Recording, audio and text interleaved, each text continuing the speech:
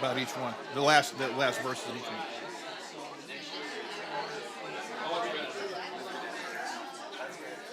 But you can sit by me.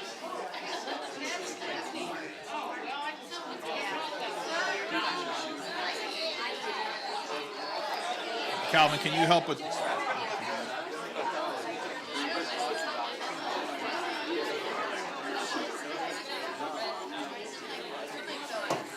We're going to start in a few minutes. Wondering if anybody would volunteer to. Thank you. And anyone need a handout? Oh, yay. A class handout. Thank you. Thank you, kind sir. Hey, how are you? You got one? You got my. This is this week's. This is this week. Yes, indeed. Anyone else?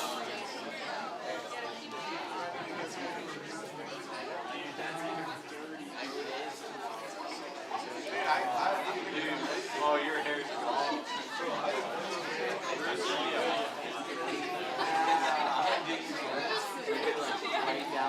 Rejoice.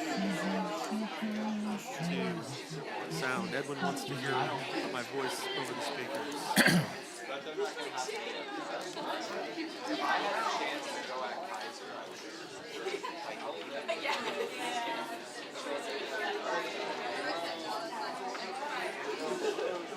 Oh, praise, sorry about that. Sure. There you go.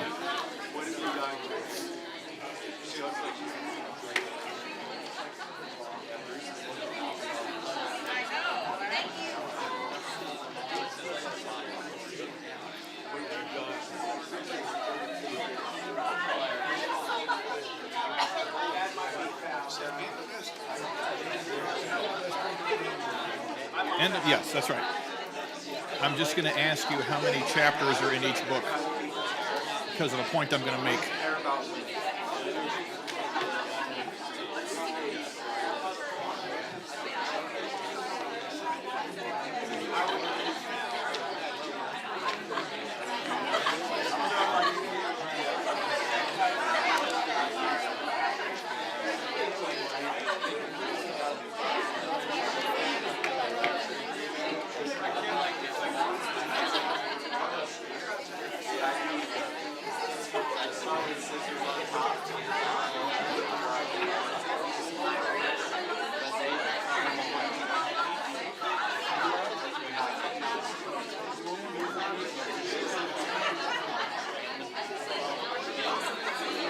All right. Anyone else need a handout? Anyone? Anyone? There you go. You're welcome. Okay. I'm going to go ahead and get started here. Correction, I'm going to try to get started here. Good morning, everybody. Good morning. Thank you. In this room, it's you come in and it's like I need to put on a coat, and then by the time we're done, I need to put on sunscreen. It's just it's crazy.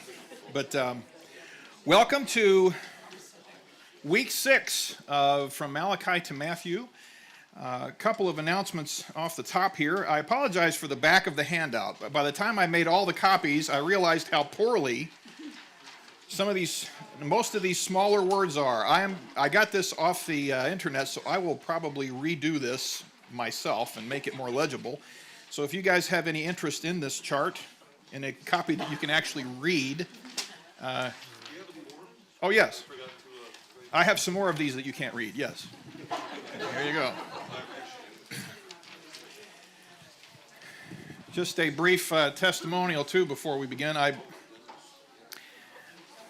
Life has been very frazzled at the moment. I have this big thing at work coming up, and I'm hardly able to think about, between that and preparing to teach, it's like I hardly have time to think of anything else. But this morning, I was able to get a few minutes of calm and contemplating,